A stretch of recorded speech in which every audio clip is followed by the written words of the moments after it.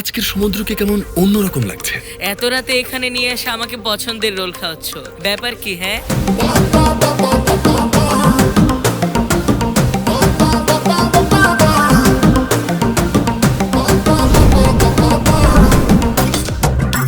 তোমার যেমন self respect আছে, আমারও তেমন ইগো আছে। শোন ভাই নরেন্দ্র। বল ভাই সুরেন্দ্র। কি বিষয়ে কথা হচ্ছে আমাকে বলবেন না?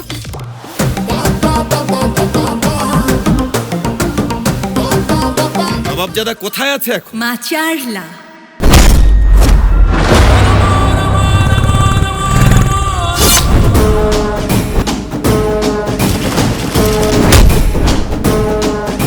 এখানকার জেলা কালেক্টরের চার্জ নিয়েছি আমি।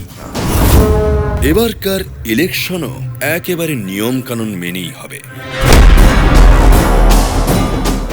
তুই কালেক্টর হওয়ার প্রাইম মিনিস্টার হক কিচ্ছু আসে যায় না। তোদের বসের কথার মধ্যে ভিলেনের মতো পিঞ্চ আছে, আর তোরা তো সব ভিলেনের চামচা। তো আমি এখন কি করব? আমাকেও তো হিরোর মতো প্রেজেন্ট করা উচিত না?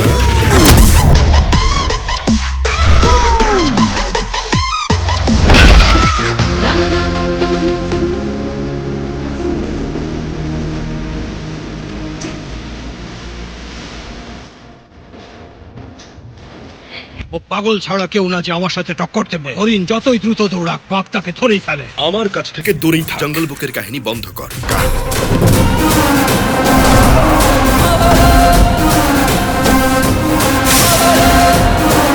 এফআইআর ফাইল করো। This is my order.